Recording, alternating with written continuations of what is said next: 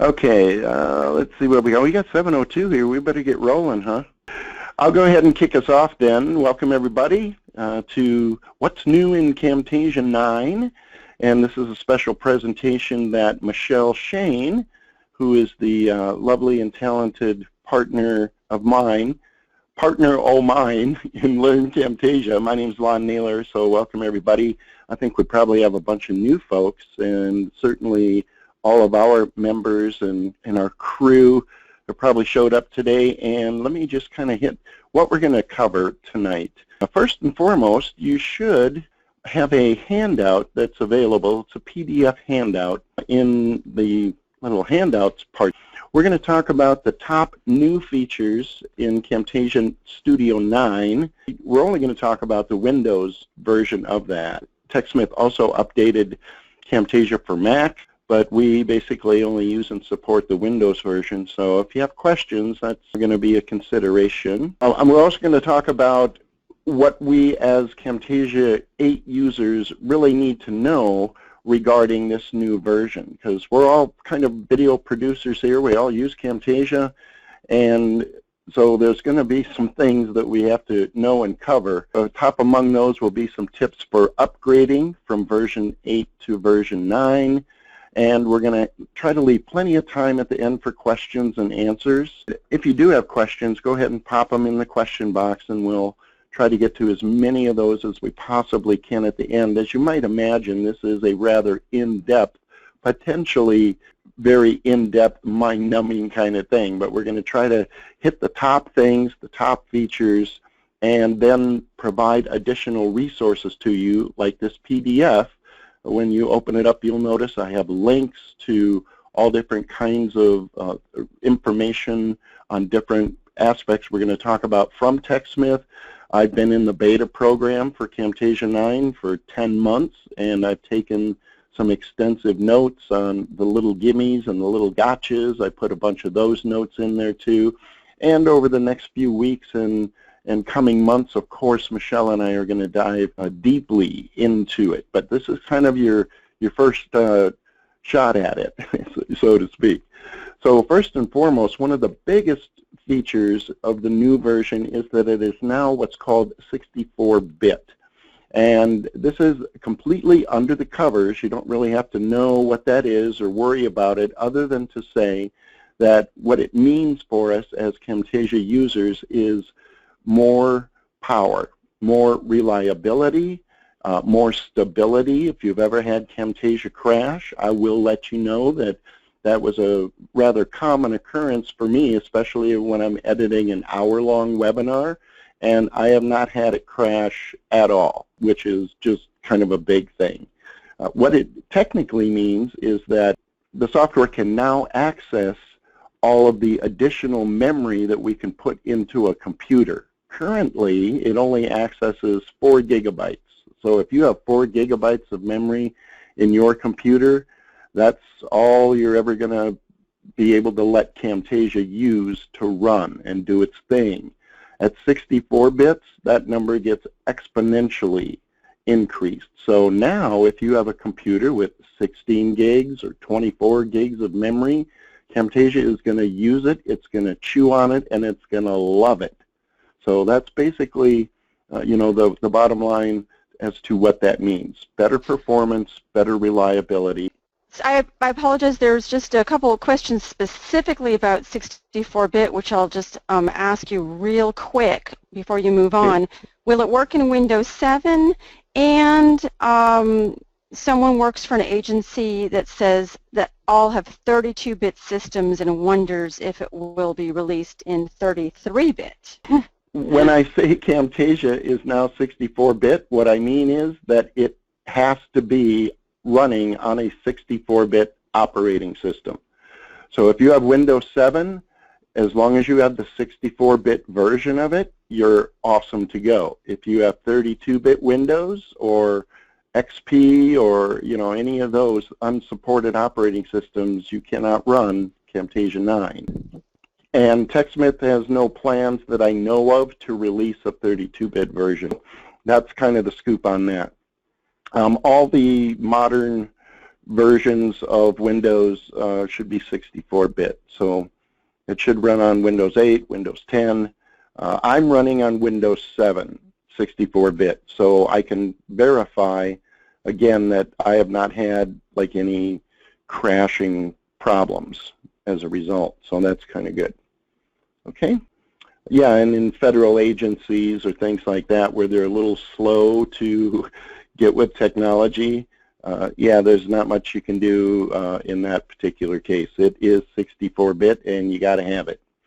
Okay. Another thing is support for some of the new computer monitors and stuff that you can get out there that have what are called 4K displays. And I'm not going to get into the technicalities of that other than to say that it's new, very high resolution kind of stuff. And lots of video work and things like that are moving towards this, new abundance of quality in monitors. So this basically supports it. I'll also mention that at this release, there is no 60 frames a second. Some people will ask about that. So I'm going to hit through some of these things kind of fast. You will be able to listen to the replay and things, and like I say, we're going to have lots more stuff in depth on all of this, so don't worry too much about it. The next big thing you'll notice is that the interface is completely changed, and that's going to be the topic of most of the session tonight, including things like a new library and some new features, one of which that we really kind of like are called behaviors, which are pre-built animations. And then kind of rounding out the top features, I'm going to touch on some of the more minor features that are kind of cool after Michelle goes through, some of the big stuff on this list. But you can now have what are called cross-platform projects on the Windows and the Mac. So you can work on projects with coworkers or back and forth, if you want, between a Mac and a Windows machine. And it's not quite yet to where both the software versions are exactly the same. For example, the Mac still does not have libraries and things, but you can use recording files and project files back and forth. And that's probably the extent to what we'll touch on as far as that goes. But that was kind of a big thing under the covers. I'll mention that as far as the Windows version goes, what we will see is that it looks stunningly like the Mac version now, and that's part of the new interface stuff. So I'll go ahead and hand it, I think I'm going to hand it over to Michelle to kind of walk through some stuff, and we'll probably go back and forth here a little bit and make some comments and things like that as Michelle jumps into the software. Okay, I'm going to be starting the Camtasia demo. We're not going to be going through bullet points. Don't feel like you're going to be, what's it called, death by PowerPoint. But I'm going to just tell you real quick what I'm going to cover. So I'm going to show you annotations that were formerly called callouts, changes in the preview window, the new library assets, how to use this new properties window they call them, how to add markers, and this new quizzing feedback feature, which I like because I'm really into e-learning. So I got to make sure to do all my quizzes. So if you haven't seen the new interface, I'm not going to go through it. Lon's really going to be talking a lot more about, a lot of the way that this looks. But I'm just going to be showing you some of the new features. First of all, we got the preview window here. Obviously, things are in the same place. We got basically your media here, the timeline, and the preview window. But you can do a few new things on here.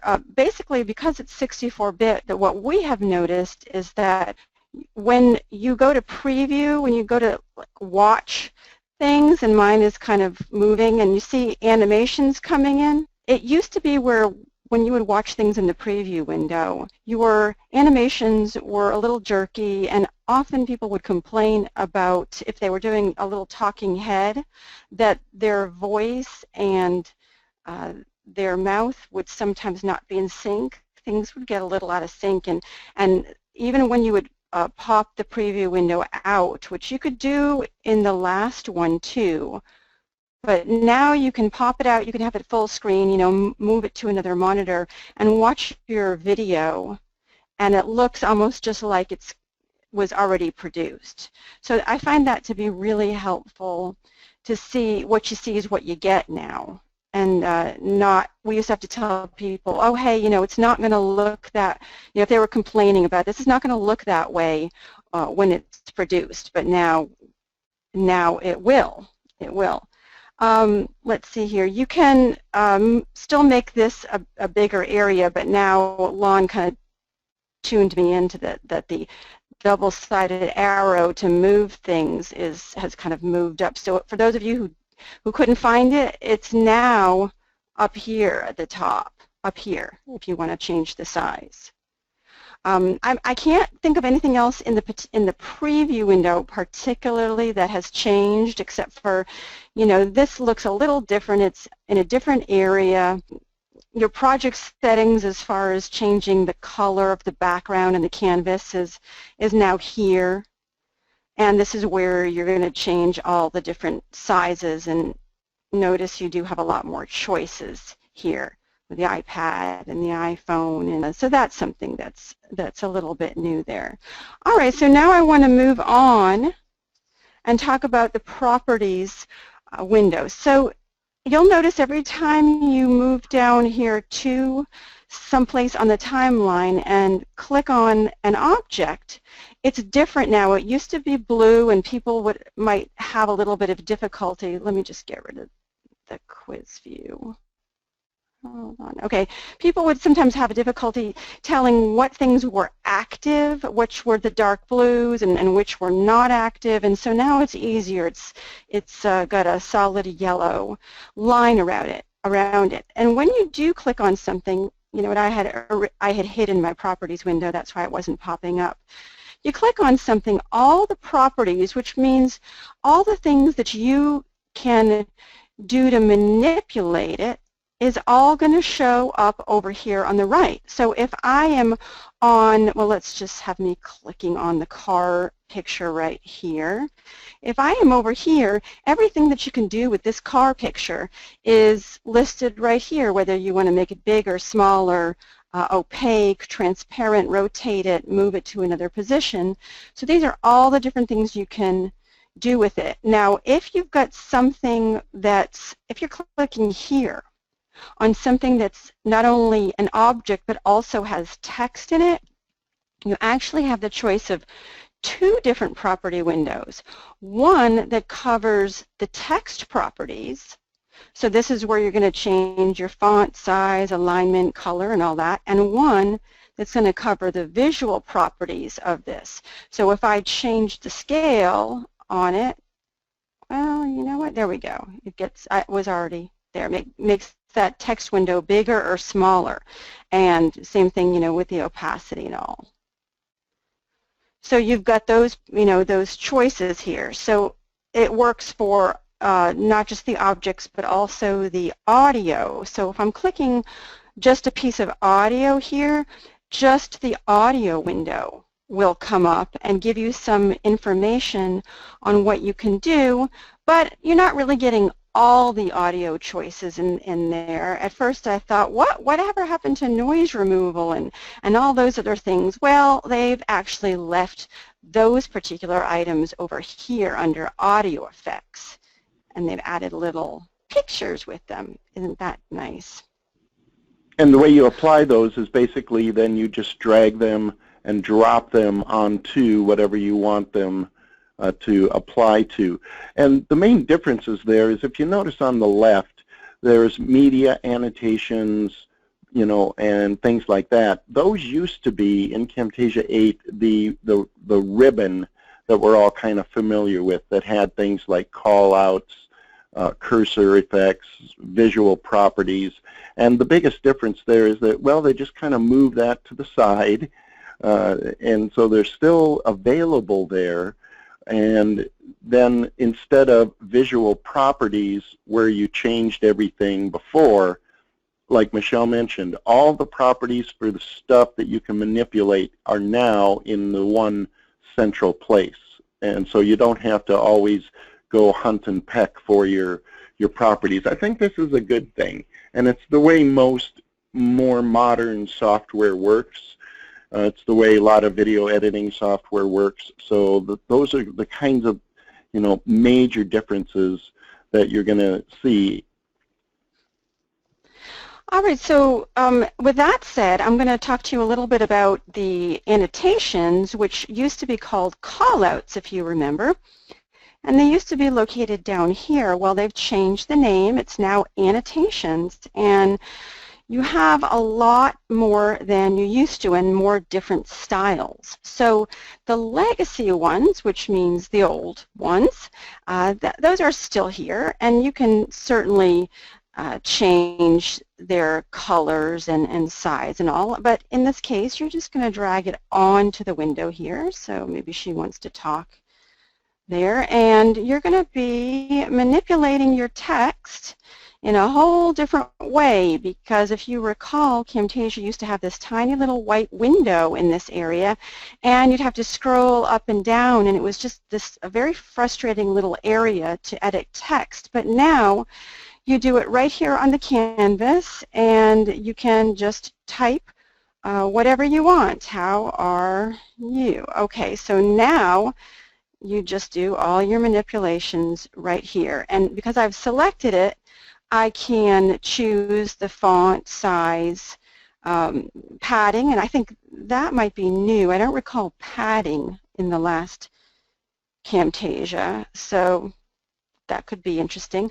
And then you will have the visual properties where you can change and manipulate the actual speech bubble or whatever call out you've picked here.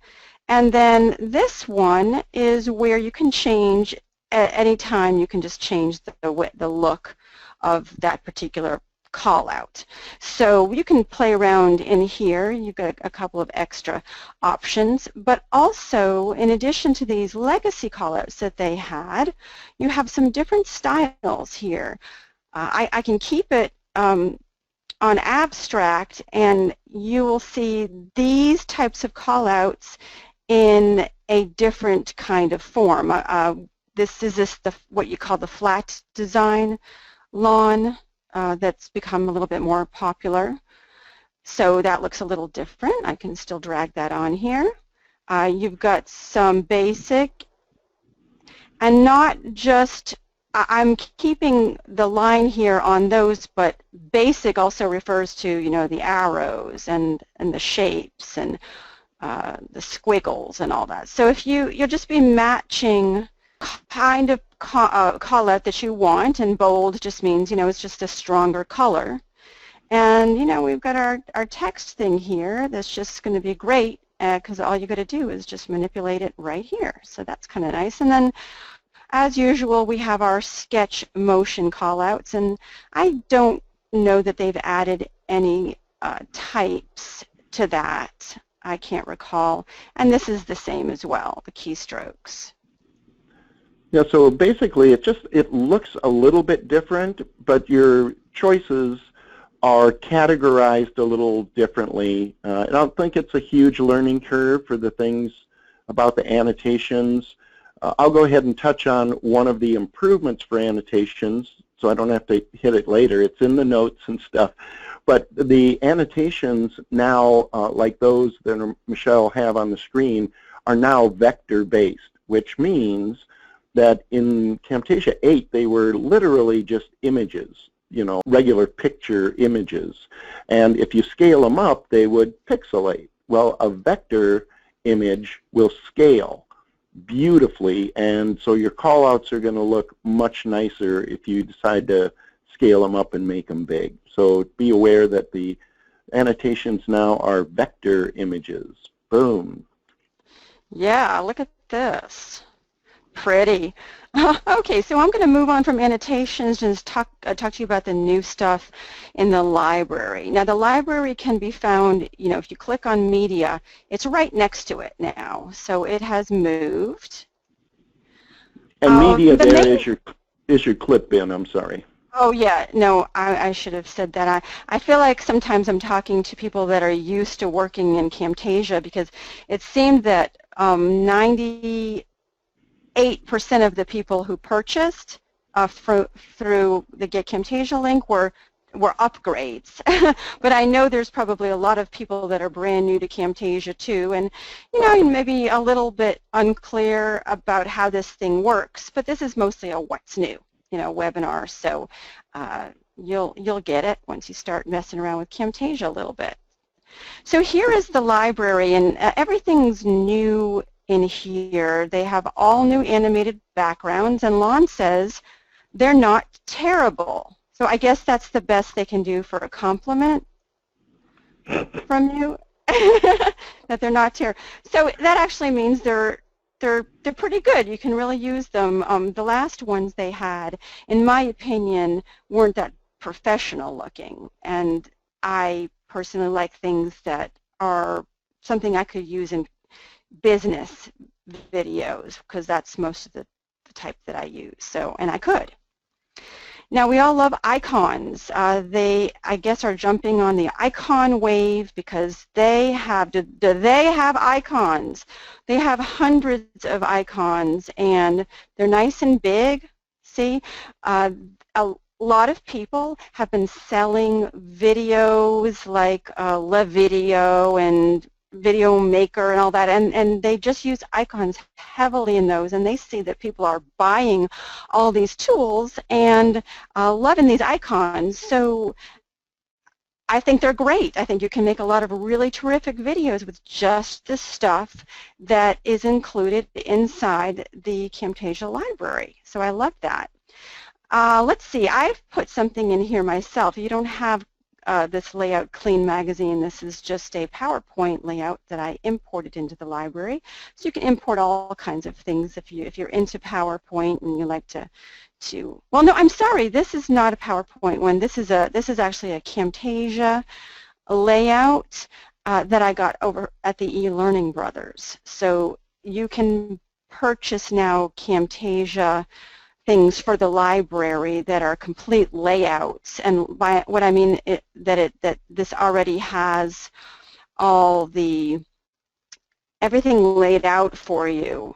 It's got all of the call-outs and an intro and everything that you could use. It's got all the animations already built in it, so I kind of like that. You only get that if you actually have to purchase that. We got some more eLearning Brothers things in here, some different shapes and lower thirds, some new intro clips, some new intro thirds. One thing I wanted to say about the lower thirds that you guys got to keep in mind if you use these. Let's just say I'm not going to get into training here, but one thing I wanted to mention. Let me drag this down to the end here. If you want to use one of these things, and let me get to the very end of my call out here. These things are all grouped, okay?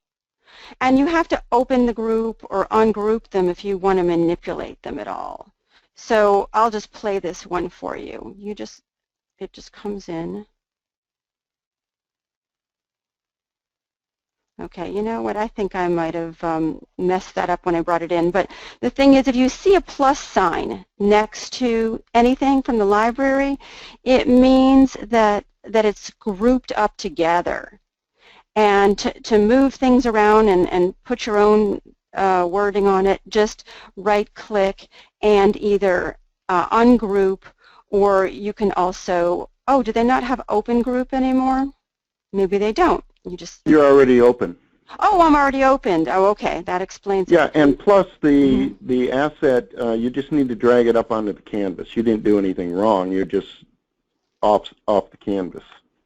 Oh, okay. I see. Yeah. Well, you see, I'm learning new stuff too, so I haven't been playing with it nearly as much as Lon has. But I'm sure you'll show people some of these new assets too. Yeah, we have lots of tips and tricks on how to work with the groups and modify those motion graphics in the library, which are pretty nice, but you got to know some stuff, and we'll be getting into that in future sessions and stuff. The very last thing I wanted to say, and I'm just going to do this very briefly, is some of you guys may remember markers. Markers are a way to either make a table of contents if you want to create a training course with a table of contents in it, or just to mark places on the video that you want to come back and make changes to. Well, you used to be able to just hit M on the keyboard, and now you can't do that anymore. It's a little drop-down arrow here, and you can choose whether you want to show the marker view or the quiz view. And if I choose the marker view, all I have to do is click on the timeline, and it just puts a marker there. And there's the properties where you can rename it, and it's going to show you what the thumbnail would be for that. Oh, I'm sorry, one tiny more thing since I'm in here anyways. The quiz is changed, and if you drop a quiz onto the timeline by clicking here, so that adds a quiz right here, you now have the ability to provide feedback for the questions. That was just something that those of us who do a lot of training courses with Camtasia had been asking for 4 years, ever since the last release, and they have finally put that in there, so that makes me happy. I don't know if most of you guys are going to ever put a quiz in your course, but for those of you who do, it is there. So, with that said, I'm going to turn it back to Lon, who is going to talk to you about a lot more stuff, including migrating your library and all kinds of stuff like that. So we do see your screen. Okay. Let me just jump into a couple of slides here real quick. I mentioned there was some stuff that as Camtasia 8 users we really kind of need to know. I'm going to start off with saying that it's potentially possible that migrating from version 8 to version 9 could get, in some cases, a little messy. And I'm going to touch on the main points as to why I say that. It kind of depends on how much of a power user you are in a lot of respects. So, for example, myself, I have hundreds and hundreds of projects that use hundreds and hundreds of different kinds of assets and things.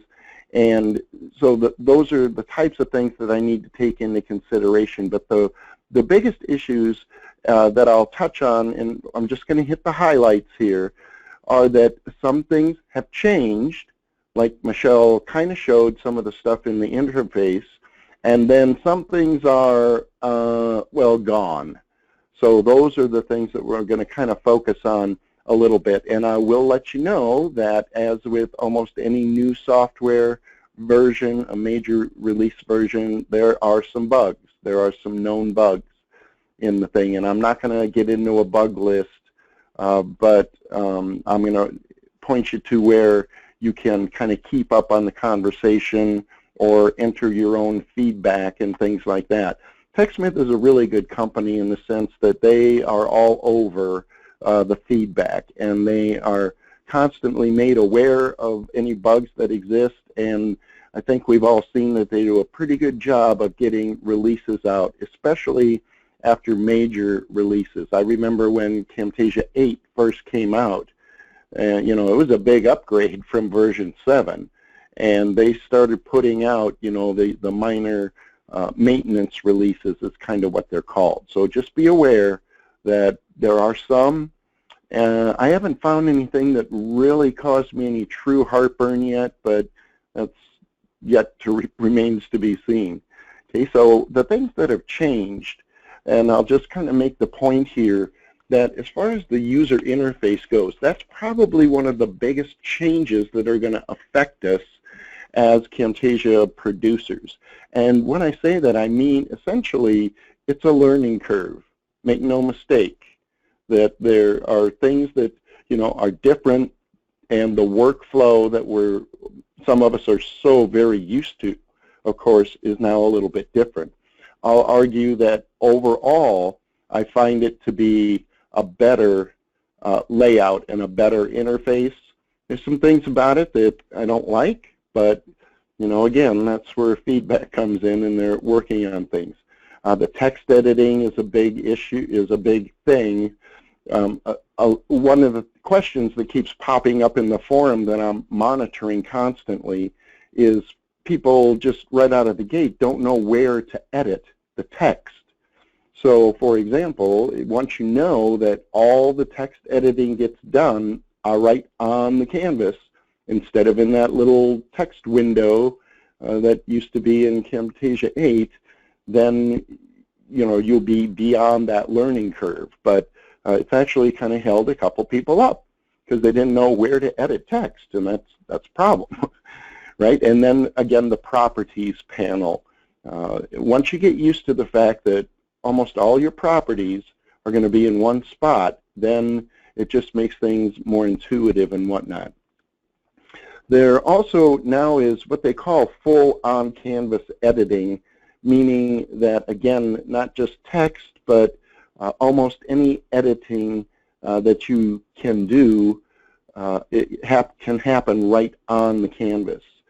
So I won't belabor that too much. There are a couple of other little enhancements that are kind of interesting. For example, you can now add color enhancement effects. In Camtasia 8, you could change color, but it doesn't really work very well. But now you can actually go into the color properties of, say, a video clip and change the brightness and contrast and saturation. So you can really kind of change the look. And this is mostly for camera video is what I found it to be most useful for. But you now have access to those kinds of effects. So if the video that you shot is a little bit dark, well, now you can kind of tweak that up with a brightness aspect to it. Here's kind of another interesting one, and it has to do with animated GIF files. So there are lots of animated GIF files out there from lots of sources that we use, Presenter Media, Motion Graphic Stock, or all kinds of these packages that we kind of use and like. And before, in Camtasia 8, you couldn't put an animated GIF file on the timeline and have it actually animate, but now it does. So if you have collections of animated GIF files, you can drop them on the timeline and they play just like a video plays, or as far as the animation goes. So that's kind of a new, interesting little one. There's a couple of other things here, and I'll pop out of here in just a second and kind of show you these. When you go to voice narration, there is now a little box that you can put your script in, and I guess what they suppose that is for is almost like a little teleprompter or something, but it doesn't scroll or do anything. It just lets you put your script inside of Camtasia. So I don't know. I don't find that to be particularly useful, but it is there, and I'll show you where in just a second. Now there is also no clip speed restriction. Before, you could only increase the clip speed by, gosh, I forget what it was, 300% or something like that. You can make it go as fast or as slow as you want now. So you can get some really nice slow motion and things like that. We mentioned all callouts are vector-based. This is a big deal for quality, right? Whenever you see the word vector as far as images go, know that those are scalable and they will still stay beautiful. Okay, so if you stretch them out, they aren't going to get all jaggedy and whatnot on you, right? And another thing that I didn't really see touted in any of the documentation or anything, but I found that you can now drag and drop stuff right from your Windows Explorer, your file system, down onto the timeline. You used to be able to do that in Camtasia 7. For some reason, they took it out in version 8, but it's back, which is kind of nice. You can drag stuff right from, your library or your folders on your hard disk onto the timeline. Okay, so that's kind of neat. There are a couple of other subtle changes, and these are things that what I found kind of tripped me up when it came to working with the new version. And let me just kind of, let's jump over to here and I'll show you a couple of those other things that I mentioned. Let's see, so let's go to the voice narration. By the way, you still have a More tab over here, just like you did on the old ribbon. So you'll have more of these options, okay? And we'll touch on some of those in a minute. But if you go to voice narration, you see that you can actually type your script here and then start recording your voice. Yeah, okay. I guess that's okay. And no clip speed. Okay, so we got kind of those going. I'm going to jump over to the Camtasia recorder real quick and let me fire this up, because this really kind of screwed me up for a little bit. So I think it's something you kind of want to know about. And let me see if we minimize this stuff. Okay, so in the recorder here, you know, when you go to record, what happens by default after you install Camtasia 9 is when you stop recording, it automatically saves it to the TechSmith folder on your, you know, local drive, and then pops it into Camtasia. And there's no preview window anymore, so you can't choose where to save it and all that good stuff by default. So here's the way I kind of run it and get around it now. I go to Tools, Options, and what you have to do is go to the Program tab here. And right here is the option. By default, it's going to like have auto. But when I make a recording, I like to choose where I'm going to save it. You know, I want to save it in the project folder. I don't want to throw it in with a very generic name into a mass folder, which is the TechSmith folder on your, you know, in your My Documents. So that was making me crazy. So just be aware that if you want to stay organized and know what's going on with your recordings, that there are some options here under the Programs tab, and you can kind of play around with these. There's a couple of them I won't get into, but this is kind of what I do, because I like to save stuff where I want to save it, and I want to give it a name so I know what the heck it is when I go to work on it in Camtasia. Okay, so I hope that makes sense. That was kind of a big gotcha for me. The other things that have changed that were making me nuts apparently are just different. One of those being hotkeys. And Michelle mentioned markers as an example. Well, in Camtasia Studio, when I'm working on something, and I'll just drop a couple things on the timeline here, right? When I want to drop a marker, I would always just press the M key, and that does not work anymore. And what you need to do, though, is if you do Shift-M, then it will drop a marker. Okay? So when you run into little things like that, be aware that it might not be gone. It might just be different. Hotkeys are kind of a classic example of that. Another hotkey I use ad nauseum was the home key and the end key, right? To go home takes the playhead to the very beginning, and the end key took it to the very end. And that is now also different. So you need to do Control Home and Control End. So those are two kind of classic examples of what is different. It's still there, but they made a couple changes and stuff. So that is something to keep in mind. In your PDF document here, I mentioned a bunch of links. And if you use hotkeys, I would highly recommend that you go ahead and download this document right here, because that kind of covers all of those. Okay, let's see. There's also, you know, some other documentation on what's changed. I mentioned that if you have feedback or questions, this community right here, and let's just jump over there for a second. I'll go ahead and put this link in the chat box just so you kind of have it.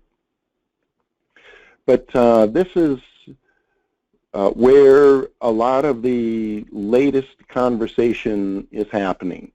And I've been in here quite a bit, you know, talking about things. This is probably just for people that really kind of care or whatever, but just be aware that your best avenue for feedback, if you find something you don't like or you want changed, you know, feel free to put it in here. When you register your copy of Camtasia, you set yourself up, and this is available. Like I say, TechSmith monitors this constantly. In fact, they do a feature roundup, right, where they start talking about what's going on and what's going to change and all of that good stuff, right? So that's kind of a good resource also. Let's see. I mentioned drag and drop to the timeline.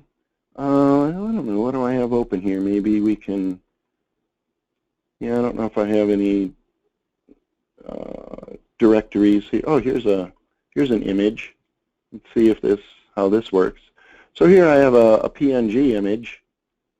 So you can just drag it, boom, and drop it right on the timeline.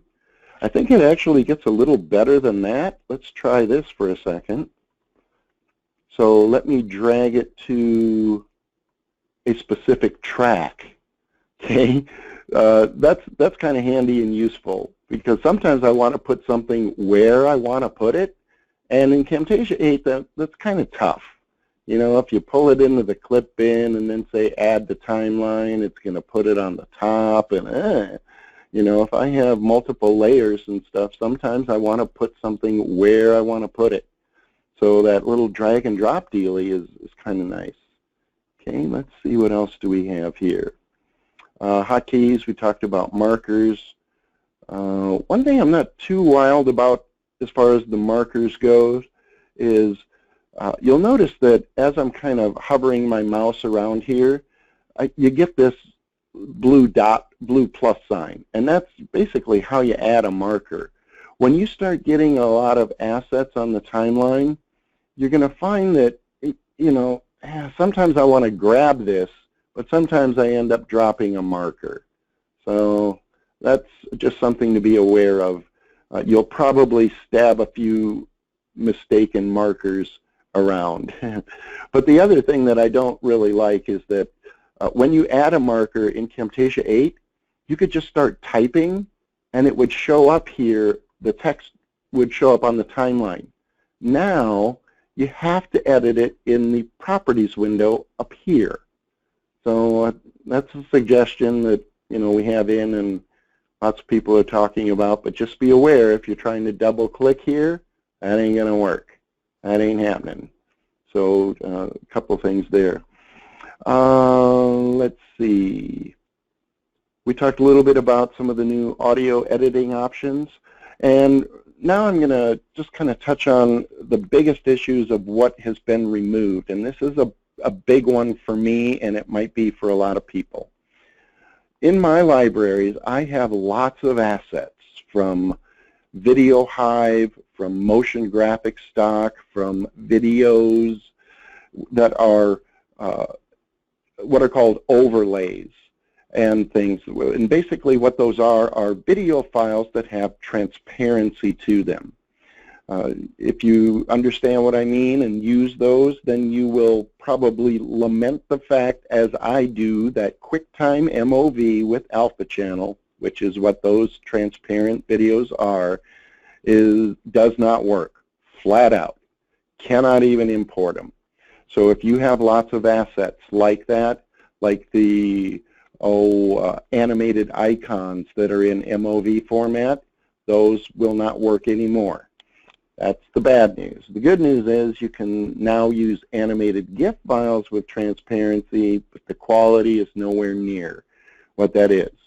The other good news is that if you think that if you think TechSmith's taken a ration about this, you would be correct. So this is something that is probably not going to stand for too long. But just be aware that that is like one of the biggest things, at least for me. If you don't use QuickTime MOVs without the channel, or don't know what that is and don't care, then there you have it. No big deal. One other thing that is gone that is, I don't know, kind of causing some heartburn is that now you can no longer export audio from your Camtasia project as MP3. Only WAV or the M4A audio format. Okay, and I don't want to get too technical or anything. Just be aware that if you're used to leveraging your Camtasia projects for podcasting, or you want an MP3 audio only of your project, yeah, that's you're going to have to export it as a WAV and then convert it somewhere else. So yeah, not too wild about that. Okay, let's talk a little bit about migrating and making the move. So those are some of a few of the little gimmies and gotchas and changes and stuff. Did I mention that this could get messy? Here's your biggest tip. Number one with a bullet, do not uninstall Camtasia 8 from your computer. Camtasia 8 and Camtasia 9 will run side by side, but due to the things like the learning curve and some restrictions, like now I can't use those MOVs, you're probably going to want to have a tried and true, trusty old version that you know how to use and can still get some work done. So I would highly recommend that you do not uninstall Camtasia 8 if you are used to using it and are currently using it in a production mode. If you're brand new, there's no real reason to install, Camtasia 8. Just roll with 9. But I'm just saying, the biggest issues, again, are going to be some of the changes. But don't panic. Like I mentioned, the things that are different are still there, and we talked a little bit about that. The biggest challenges as far as migrating are going to be your library and your project files. Okay, so let me talk about a couple of those a little bit. Did I mention that it could possibly get a little messy? So here are your top tips.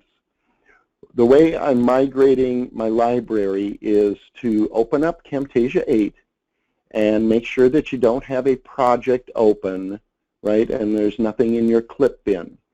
And then you go to your library, and I recommend using a Control-A if you want to export everything, and that's probably what I recommend, everything that you already have. Select everything with a Control-A, go to File, Library, Export Library. Okay, and that's going to create what's called a library zip file, and just save it to your hard drive somewhere. It might complain that some of the things might not export properly or whatever. I would just go ahead and do it anyway, because we'll clean it all up in Camtasia 9 in a minute. And then the way to import that is to go ahead and open up Camtasia 9, again, a blank project, nothing in the clip bin, and then you basically, let's just jump out here, and then you basically go to File, Library, Import Zipped Library. Okay, and that's going to, then you locate that file that you saved out of Camtasia 8, select it, and it will pull all your stuff in, sort of. MOVs, for example, like I mentioned, will choke. They won't import. So that's kind of where some of the messy stuff comes into play. So right out of the library gate, you will lose some of those assets and whatnot. Okay, so just be aware of that. You can export individual things out of your library, individual folders or things like that. I kind of recommend just exporting everything, because if you have projects that you have done that use assets from the library, and then you open those up in Camtasia 9 and it can't find them in the library, then you're going to be, kind of messed up, and you got to go hunting for stuff. So that's kind of why I recommend doing that, selecting all. Okay. Let's see. As far as your projects go, the biggest tips I have here, let's jump into slideshow mode here so we can cover these real quick. The top tips are to understand, first and foremost, that projects are not backward compatible. What that means is that you can open a Camtasia 8 project in 9, but once you do that, if you work on the project in 9, you cannot open it in Camtasia 8, right? So here's kind of the top tips on that. First of all, don't move, oops, let me back up one. So as I'm preparing to open a Camtasia 8 project in Camtasia 9, here's my top tips. First of all, I don't move the projects or the files on my hard drive. I don't recommend, you can run into potential problems if you move stuff on your hard drive, right, in midstream, so to speak. So don't move the stuff, but here's kind of the way I roll with this. I open a project up in Camtasia 8 and do a save as and give it like a backup name, okay? When you open it up in Camtasia 9, Camtasia 9 will automatically make a backup, but it's been my experience that if that backup doesn't go well or convert well, then what you did was you just screwed up your master Camtasia 8 project file for that project. Does that make sense? Okay, so I always save it as a different name and then open it up in Camtasia 9. Let Camtasia 9 make its automatic backup copy thing. So say yes to create a backup copy. And that should kind of get most of the stuff in the game. You may suffer that, some of that messy part might be that, I don't know, I can't find something, or you have one of those MOV files in a project, and it's not going to work. So, yeah, that's just kind of the way it's going to end up being for the time being. Okay, and then I just kind of check my timeline, make sure everything came in, and if it had a hard time finding any files in the import, then it will prompt you to go find them, and you might be able to salvage stuff that way, right? So those are like some of the main stuff. We wanted to leave a little bit of time for questions and whatnot. Michelle, do you want to take the screen again? Yes. Oh, I guess you don't have to. Oh, you don't have to. You don't have to. Okay, so we have an idea. It's not ready for sale or anything, but we wanted to get some feedback before we put it together. Lon and I have created training for all the versions of Camtasia as they've come out in the last 8 years or so. Excuse me. We usually do our training by starting with planning of a project, then we spend a night on recording the project, then another night on editing, then another night on producing, and so forth. So we were thinking about doing something different. We want to know what you guys think. So in November, we wanted to do the more like workshops where you can buy one workshop or all 4 workshops, and we send you in advance all the assets, all the pictures, the audio, probably even a project, the whole project file with different stuff in it. And you can actually be creating a certain type of video along with this. So each type of video is going to use different features of Camtasia. So it's not necessarily going to be where we go through every feature of Camtasia every time we do a workshop, but mostly the ones you need to create that particular kind of video. But in the end, you come out with actually a project that could be used as a template or continuously download that project. I mean, continuously open that project and swap out things for all your future projects that are of that same type. So it's kind of nice to end up with something at the end. So what do you guys think doing it that way, or did you, or if you've taken training with us before, did you like it better when we just went through each part of the process without working on any particular kind of video? So, well, and I'll just make a couple points on that too, Michelle. Is that what we find is that, you know, how to use the software. TechSmith kind of got that covered. You know, their tutorials on what buttons to push and all that good stuff are just have gotten to the point where they're so good, it's almost redundant for us to show you how to use the software. What we're thinking would be much more useful would be, think of like traveling to a seminar, you know, and an instructor gets up in front and we're all working on a project in a workshop kind of a thing. You know, something real, something tangible, something that takes that, you know, fundamental knowledge of how to use the software in general, and then shows you how to apply all of those features and which buttons to push, and, you know, actually create several types of videos. So that's kind of what we're thinking. Yeah, so we're getting some feedback on that. I'm also answering so many questions. You know, we're still kind of up in the air as to whether or not we're going to do general how to use the Camtasia software, you know, training. Because like I said, TechSmith's got it covered. Our buddy Ron Hogue is putting together a nice course, you know, for learning the fundamentals of the software.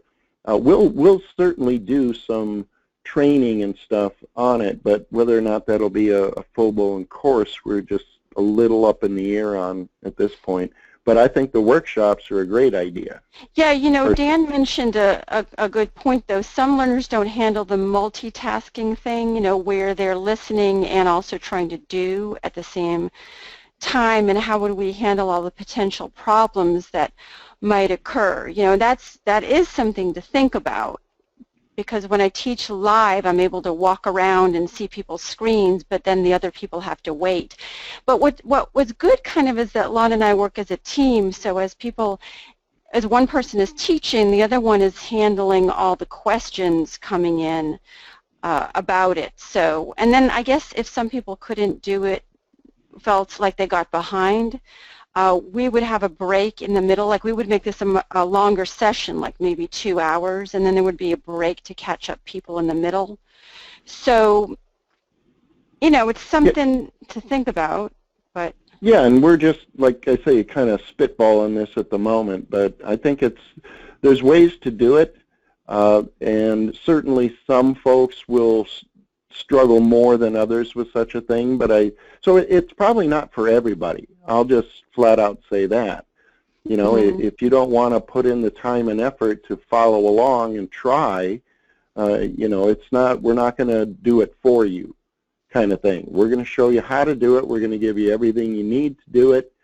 And if you have problems, you know, we'll try to help you through it, but, you know, that's kind of the way it works. That's the way it would work if you paid to go to a seminar workshop, right? I mean, right. And then of course they got the Facebook site where people, you know, if you did have a problem afterwards, you've got the replay and you've got the Facebook site, you could be actually asking your questions there. So it seems like most people are saying that they like that, and they also like where we take a video, you know, we would show you the end result first of what you're going to get at the end, and if you like that, then we show you exactly how to do it, and you can buy that particular course.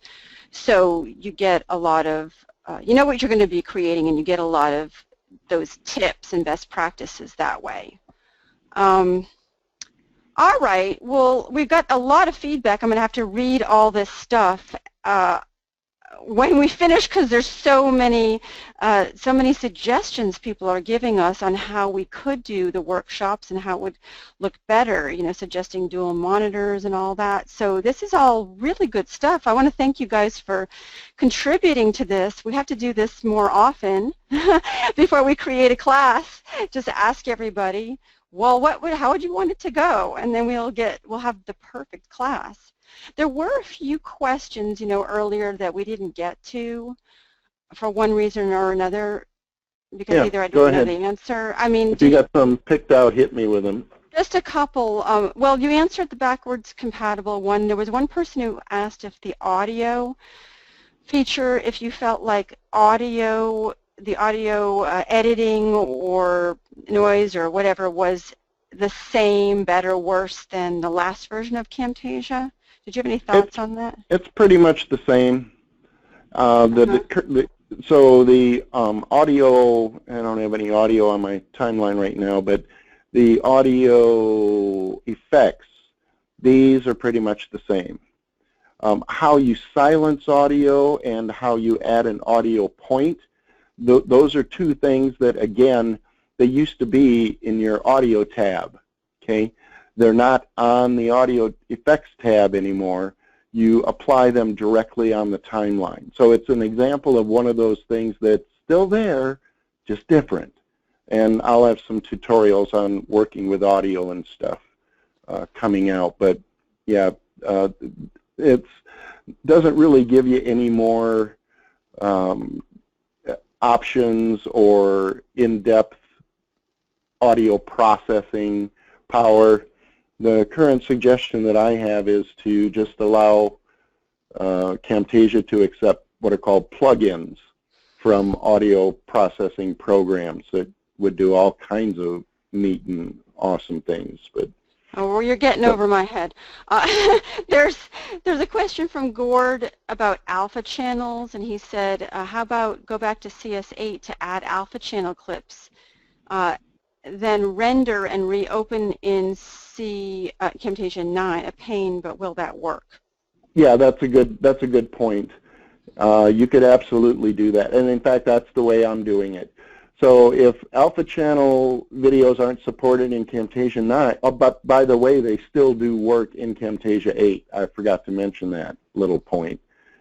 They still work in Camtasia 8, so I could do my editing that requires those clips in Camtasia 8, produce the video out, right, so that it has all that stuff in it, and then pull that video into Camtasia 9 if I wanted to do things like add some of the new behaviors and stuff like that. So that would be the current workaround for that.